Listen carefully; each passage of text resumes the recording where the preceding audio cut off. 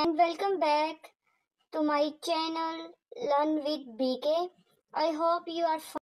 आज की वीडियो में इंशाल्लाह हमारी बुक कंप्लीट हो जाएगी। कोड मैंने दोबारा ऊपर लिख दी है। आज की वीडियो में आपको मैं बताऊंगी पार्ट ऑफ स्पीच के बारे में, सेंटेंस एरर, और इस पूरे सब्जेक्ट का ओवरव्यू भी दूंगी ताकि आप लोग को जब पेपर में लिखने जाओ तो इजीली अंडरस्टैंड कर लो। वीडियो को स्टार्ट करते हैं।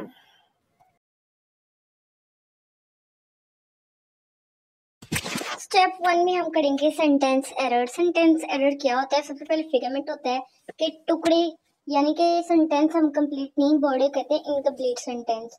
और इसके कुछ फ्रेजेस होते हैं जैसे through the door, in the door, over there.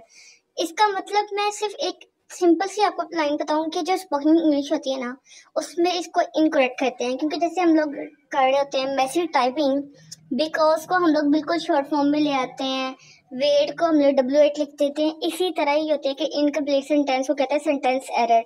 और पेपर में भी ये सेंटेंस एरर आते हैं, MCQs के तौर पे नहीं आते, कि आते हैं क्वेश्चन आंसर के तौर पे। मैंने लास्ट पे पास पेपर इसलिए रखा है ताकि आप लोगों को जो क्वेश्चन आंसर आए तो आप लोग इजीली अंडरस्टैंड कर लें।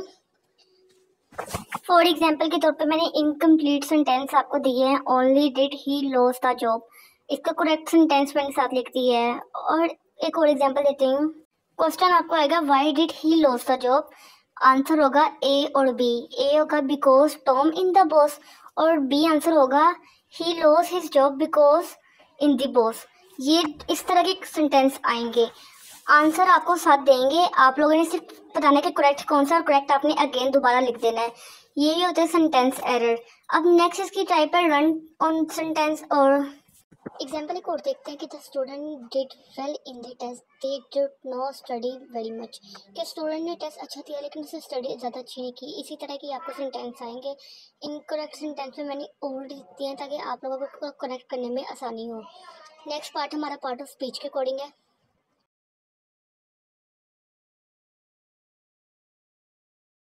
पार्ट ऑफ स्पीच इसका जो है ना सबसे पहला टॉपिक था, ये मैंने लास्ट पे इसलिए लेकर आई क्योंकि ये सबको पता होता है किस तरह करना है।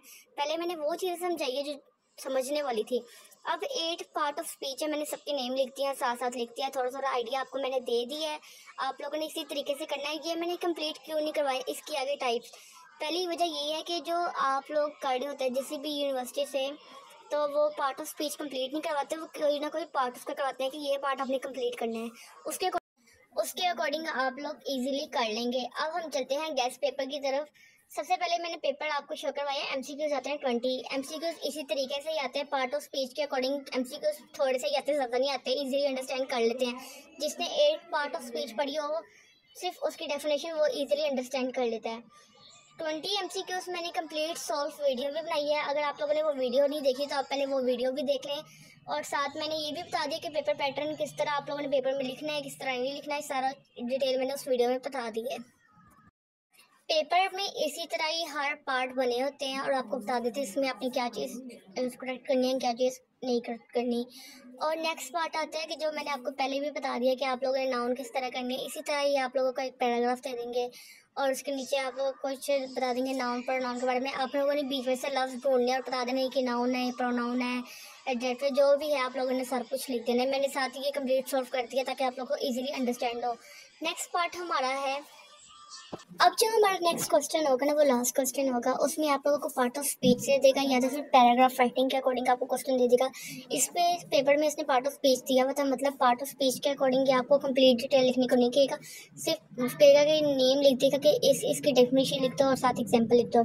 पार्ट ऑफ स्पीच आप लोगों ने मोस्ट इंपॉर्टेंट आप लोगों ने ज़रूर करनी है ताकि आप लोग पेपर ईजिली अटेम्प्ट कर दो। आई होप कि आपको वीडियो पसंद आई। Best of luck my student, और इंशाल्लाह